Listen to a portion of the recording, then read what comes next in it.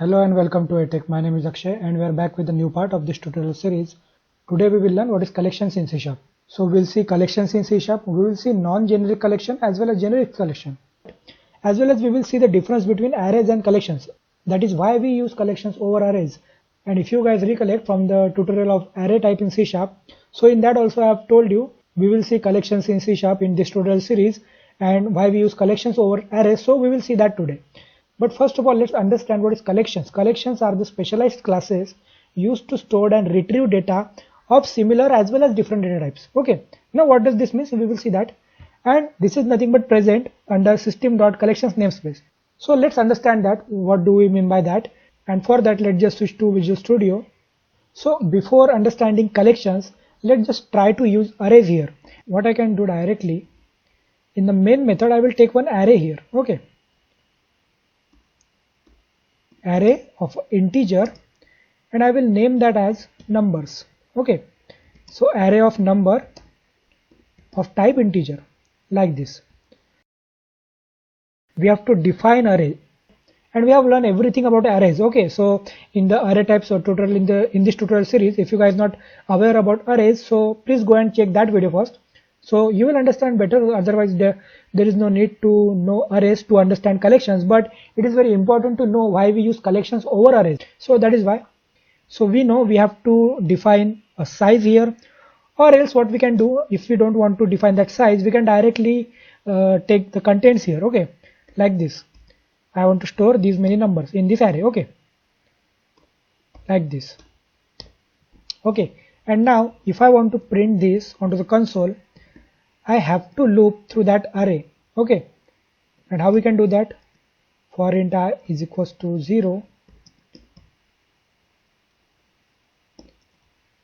I less than numbers dot, and we know there is a length property we get in that arrays. Okay, so I plus plus add onto the console. I will print that array. Okay, like this. And if I run this,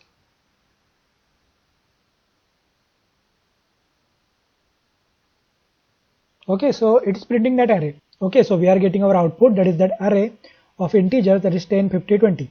Okay, but now I want to increase this array and I want to add another member. But can I do that outside this definition, like this? Can I do something like this, numbers dot, maybe is there any method to add that element? No, we cannot add that. And in a simple word, what I can do, I cannot increase the size of this array. For that I have to alter this definition itself. Okay, so this is nothing but we have defined this array and we have to alter that definition only to add maybe some more extra members here, some more extra values here. So that is nothing but a tedious task. So this is nothing but now a very simple array of numbers, but in real time, in real applications, there can be a collection of, there can be an array of different things and that we want to store in our application, like we can say a data of a user. Okay, a user data we want to store, and in this array, if I define array for that, let's say if I take array of string, something like this, and I want to store users here. Okay, let's say Akshay, John, Edward, maybe something like this.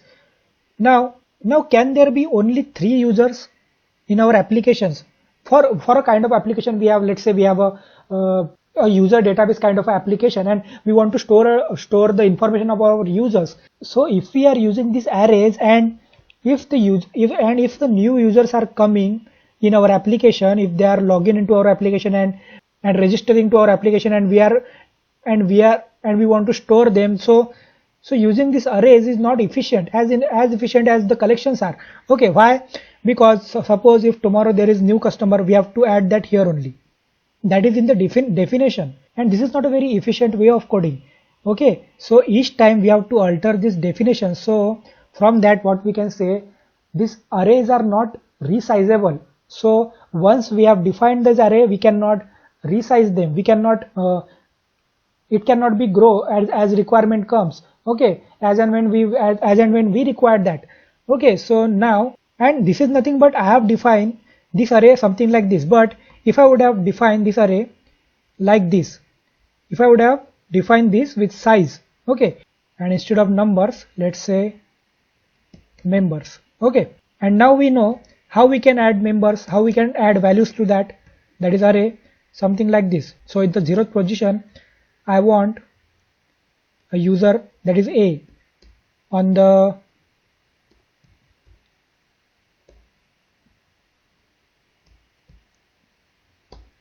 second position, I want maybe B. Okay, and similarly I want C here, and we know the size of the array is 3, so we cannot define more than that. And if I want to print that, and now if I run this, okay, so it is printing that ABC. But now tomorrow, if my requirement grows and I want to add one new member here, maybe D. But can we do that? If I run this now, it should throw an exception. Okay, so unhandled exception, index out of range exception. So that is the problem with arrays. They are not resizable. Okay, as well as there is another problem. Can we delete a member, a value from the middle of the array? If I want to delete this value, that is this B, from this that is in the middle of this array, can I do that? No, we cannot do that. For that to happen, we have to shift that value. Implicitly what we do, we replace this value with this C, and with this C, and this C with this D, and something like this. We change the position of these elements in for loops. Okay, and we change that by replacing the position of this element with this, and this element's position with this. So that's how we do that. That's how we remove. So, and that is a very tedious task. We cannot directly remove the value from the middle of this array. That is another disadvantage of using arrays. So that is why we moved to the collections over arrays. And now let's just see what is collections, and let's just see how collections has overcome those disadvantages we get with arrays. Okay, and in that also there are two types of collections we have.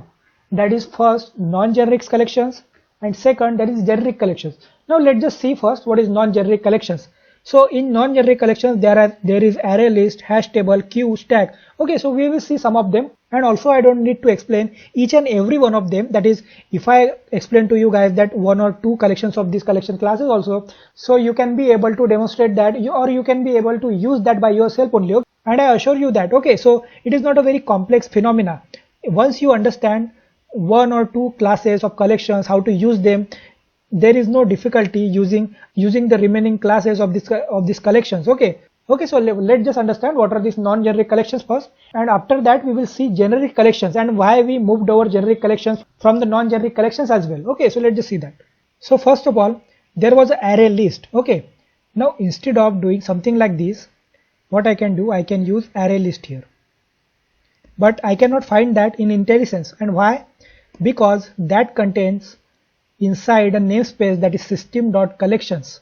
Okay, let me remove these extra namespaces from here. Okay, so I want to add that system dot collections namespace, and in that collections namespace there is this array list present, that is this class presents. And now we don't have to use something like this. We can instead only create an instance of this class, because we know ultimately this is nothing but a class. If we go to the definition of this array list,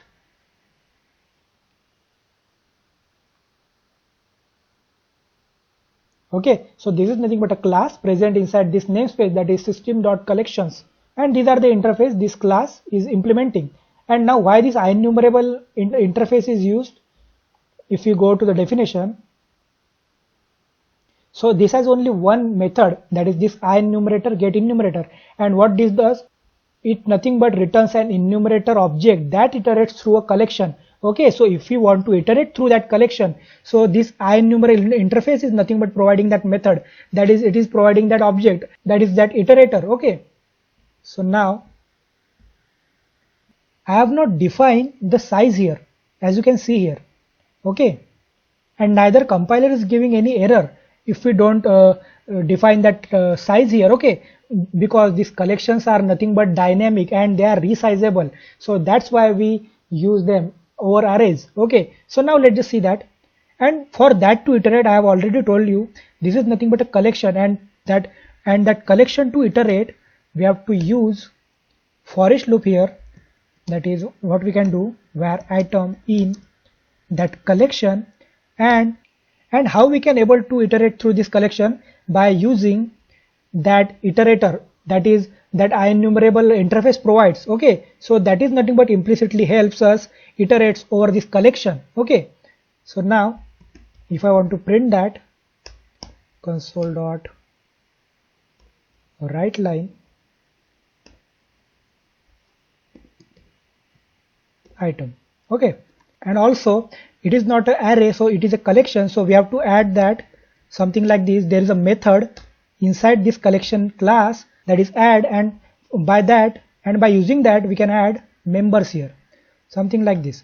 And similarly I can add any number of elements here. Okay, let me just add that A, B, C and D here. And now if I run this, okay, so it is printing that ABCD. Now let's say my requirement grows and I want to add another member here, and we can do that, A, B, C, D and E, and nothing will stop us to do that. Okay, so that is why these collections are nothing but dynamic in nature. They are resizable as the requirement grows, and as and when we required, we can add any number of element into this collection. Okay, and similarly there is one collection, that is a hash table. Okay, so let's just see that why we use that. Hash table members1 is equals to new hash table.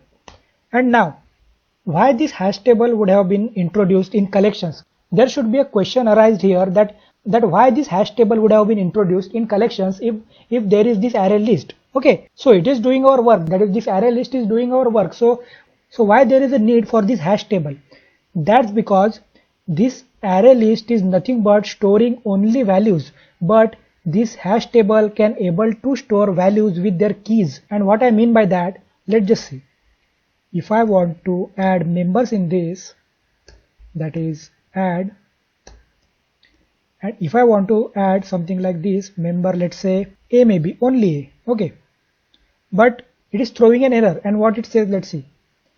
There is no argument given that corresponds to the required forward parameter value of hash table dot add object. So it is expecting two things here, that is one is the key and second is the value. So we have to add members inside this hash table, we have to add key as well. Let's say the key is also A and the value is also A. Now why is that so? Why would we want to store values with their keys? So just consider the scenario, we have hundreds of members here, something like this, and in real-time application we can have that. So just think that, is it really possible to remember that which value is stored in which index in this collection? Can we do that? Can we remember that? No, it is not possible. So if in future we want to retrieve these elements from this collection, then if you want to retrieve the specific value, that is maybe this is E, this is not E, let's say this is Z, we want to retrieve this Z from this collection. So do you remember that in which index or at what position these elements get stored into that collection? So it is impossible for us to remember that. So that is why that hash tables were introduced in collections, and that store the value with their keys, and from this key we can retrieve that value. And how we can do that, let's just see. So now let me just remove this. let's consider we have this many members here. Okay, like this. This should be member 1, one here as well, here and here. Okay, and similarly it required keys. Okay, so every element will require the key. Okay, something like this, and let me give that.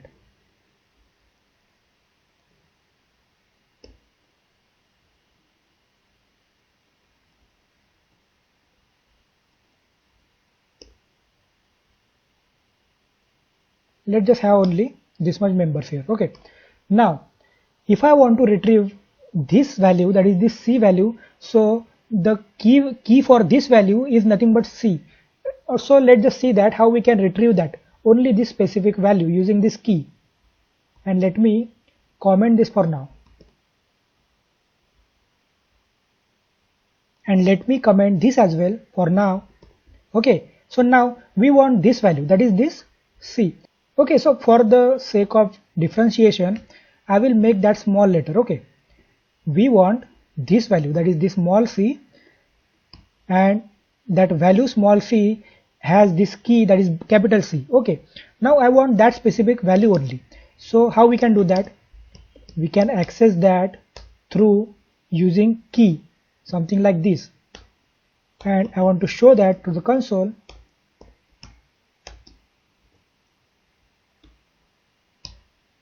Something like this, I can show that, and if I run this, we will get that C. Okay, so it is printing that small c. Okay, so this is not printing this key here. Okay,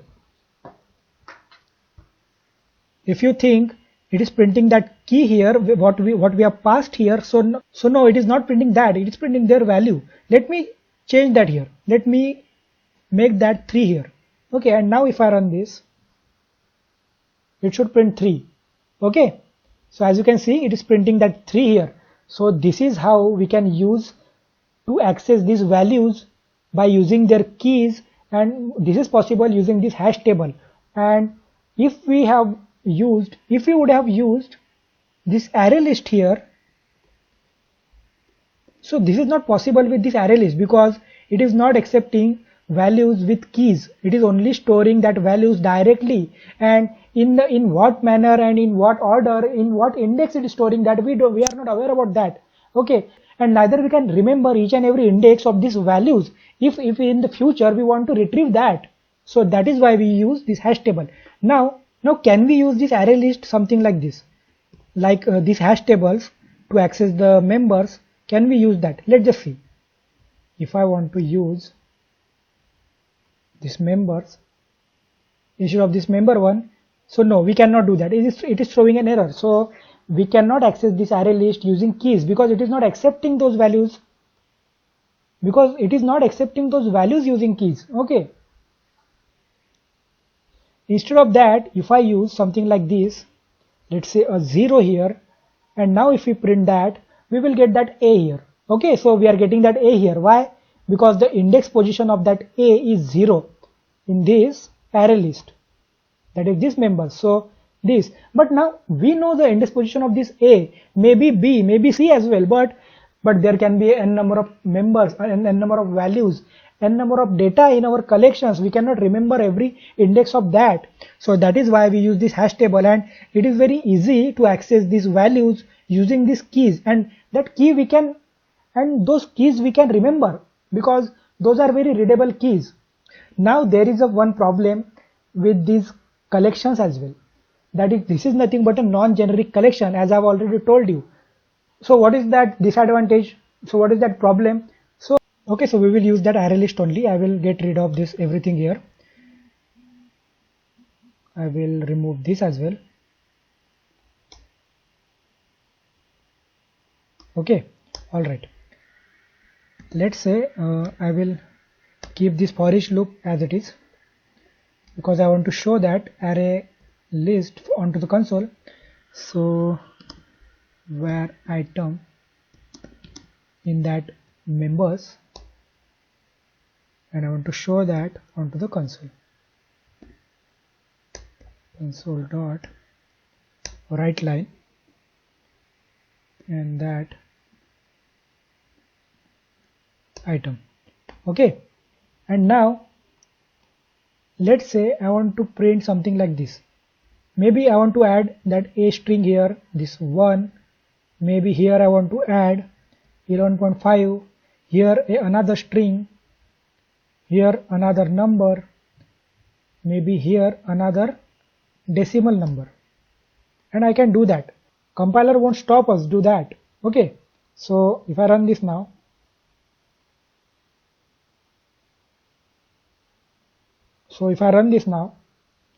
we will get that output. Okay, so A1 11.5, D 50E 50.5. But now guys, does this really makes any sense?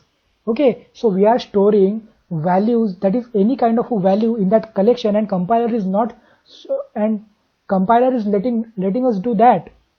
Okay, so that is nothing but because this is not a type safe collection. So that is why we moved over a generic collection, because that provides a type safety to us. Okay, so now let's just see that.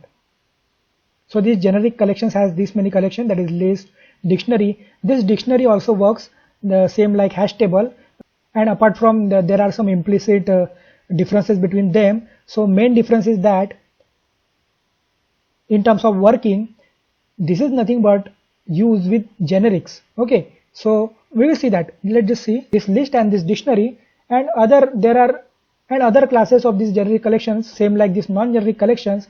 You can be able to demonstrate that by yourself, because once you understand some of these collection classes, so you can be able to use that by yourself, that is remaining collection classes. So I don't have to explain that to you guys. Okay, so let's just see that this list here.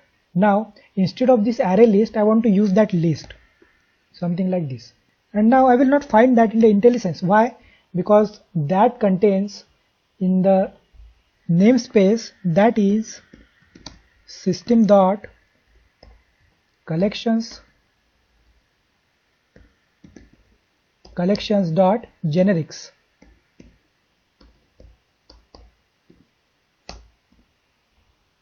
So in this namespace, this class presents.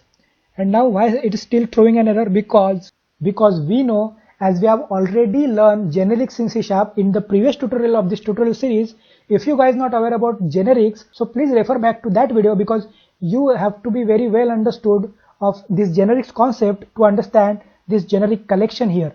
And I am not going to repeat the concept of generics here, because I have explained in the previous part of this tutorial series. Okay, so if you guys not aware, go and check that video. Okay, so now I have to provide the type here.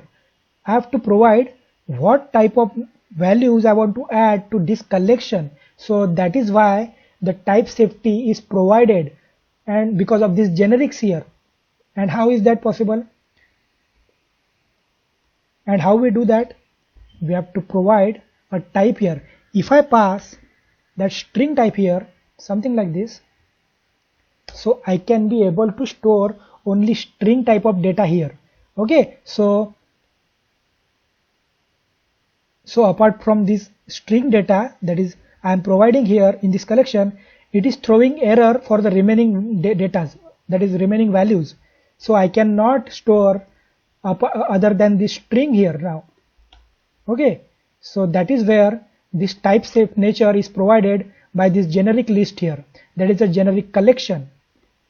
And now if I run this, it should only print, and compiler is also giving that error right there. Okay, so so at the compile time itself, it is not allowing us to add any value apart from the string value. And if I want to add integer here, I can pass that integer type here, something like this. And as soon as I do that, I cannot be able to store the string value now. I can be able to only store this integer value now, something like this. So this is nothing but a type safe nature, and that's what for we use this generic list, that is a generic collection over these non-generic collections. Okay, so similarly, same like that hash table, there is this dictionary, something like this, and if we pass that type here, something like this, maybe members only, I will comment this for now, is equals to new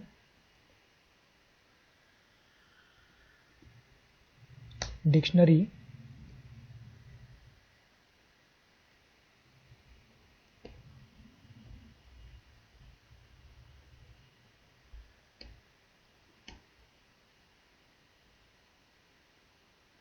I will pass this type here as well.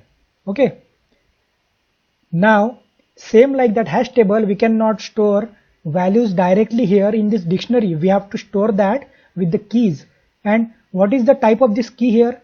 The type of key is string, and the value also is of type string. So now we have to store the values with key value pair, and that is of type string. So I can do something like this, maybe I can say this is a name, that is Akshay, and this is a age maybe, and that is nothing but 25. And now if I print this, so we are getting that key value pair here. As you can see, name Akshay and age 25.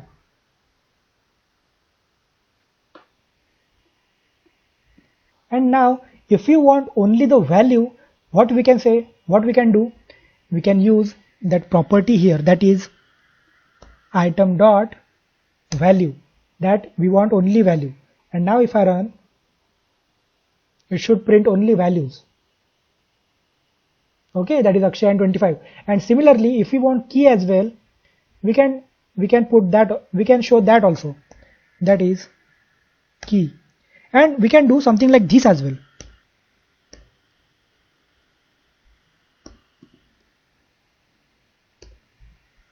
Item dot value, and yes, we have to concatenate that because this is nothing but a string.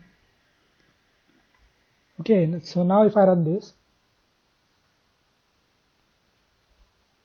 okay, we are getting that name Akshay and age 25. So, and similarly, if I want to make that type of this key something else, I can do that as well. And also if I want to use the type that is a different type for this value, I can do that as well. If I make this as integer, that is a value should be of type integer and key should be of type string, so I can do that as well. Okay, and as soon as I do that, I cannot be able to store the string now. Okay, I have to use integer there. Okay, maybe 20 and maybe something like this here, 25. And instead of this name here, what I will say, a date maybe. Okay, that is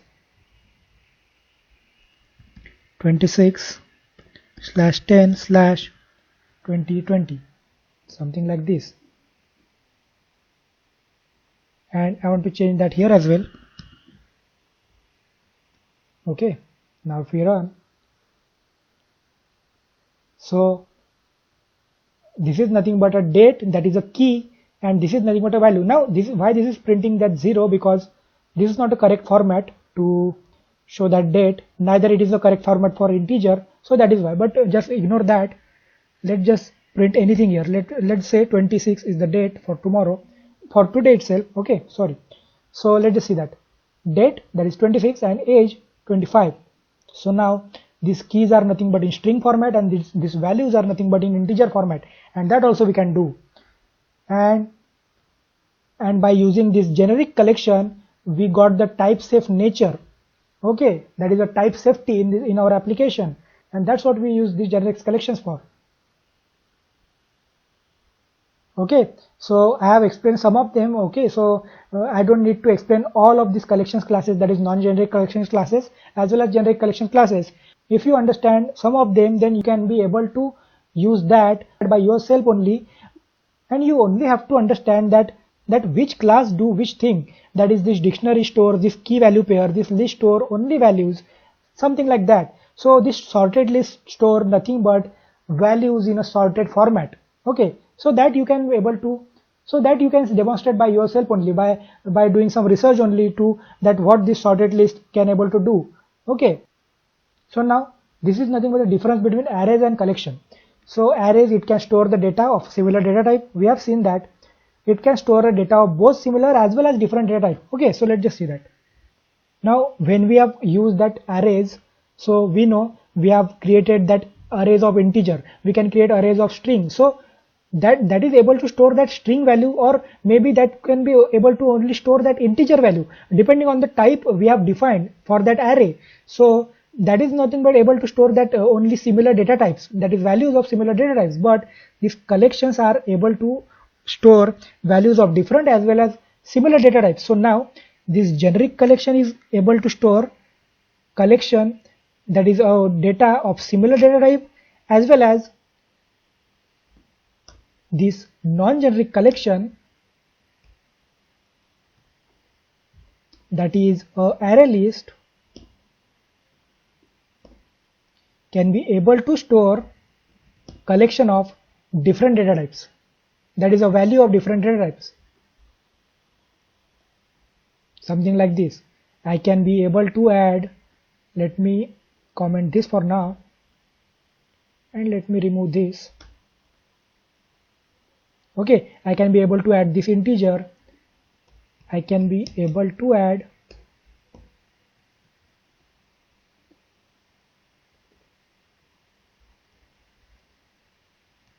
this name here. So this is capable of adding and storing the data, that is value of different data types, but that depends on the requirement of users, what they want to do. So we can do this as well, and if we want the type safe nature for our application, then we can use this generic collection here instead of this non-generic collection. So that depends on the requirement, but we can do that in collection. So it can be able to store that data of both similar as well as different data type, but it can be able to only store the data of similar data types. And second, that is the size of an array has to be defined. Okay, so we have seen that there is no need to define size of a collection in these collections. Okay, so third point, the size of an array cannot be resized once defined, and we have seen that once we define the size of an array, we cannot resize that. Okay, but in terms of collection, the size of the collection can be resized even after it is defined, and we have seen that that we can add any number of elements even after we define that collection. Once we define the collection, we can add any number of values in that collection. And fourth point, and a very important point, that data cannot be inserted in the middle of an array and cannot be removed from the middle of the array. And we have seen that for that to remove, we have to perform very tedious tasks. We have to look through that, and we have to exchange the position of those elements. So there is very tedious task. So there is a very tedious task there. We cannot remove or add that directly from the middle position, but in terms of collection, we can do that. Data can be inserted in the middle of a collection as well as can be removed from the middle of the collection. And let's just see that how we can do that. So now this is nothing but a collection. So let's just use very simple. I want to use this array list here. Okay, now let's just say we have this numbers array list here, that is maybe 2, and let's just add 2 or 3 members here, 2 or 3 values, 4 maybe, 5 and 6 here. Now let's just print that onto the console first like this, and let's just see that if it is showing that output. Okay, so now 1, 2, 4, 5 and 6, this is a list, but I want to add 3 in between this 2 and this 4. Now can we do that? We can do that in this collection.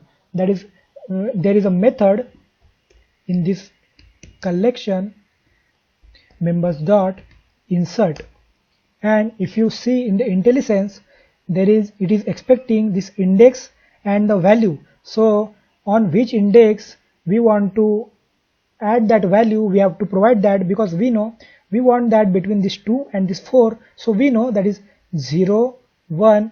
So this should be the second position. So we want that is the third position, but for starting from the 0, it should be a second index. And on that second index, I want that value, that is 3. So now if I add that and if I want to print that now, okay, so 1, 2, 3, 4, 5 and 6. So we can be able to do that. And similarly, if I want to remove something, let's say I want to remove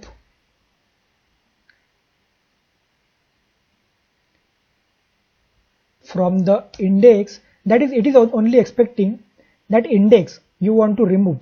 So let's say I want to remove this 5, and this is on the index of third number, and this is on the third index, and if I pass that 3 there, and now if we run this, so that 5 should be removed from there. Okay, 1, 2, 4, 6. So we can be able to do that using these collections, but not with arrays.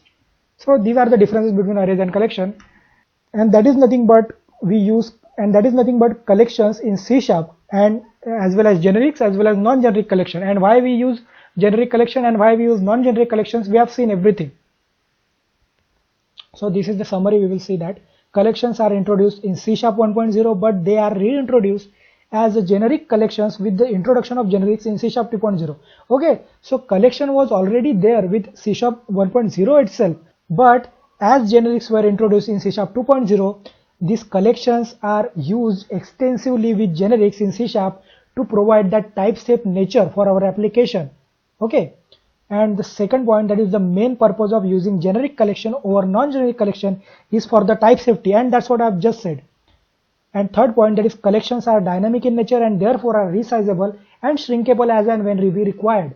Okay, so we have seen everything, and that's it for today. So we will meet in the next part of this tutorial series. So till then, subscribe this channel, like, comment, share, and we will meet in the next part of this tutorial series. So till then, stay tuned and thank you.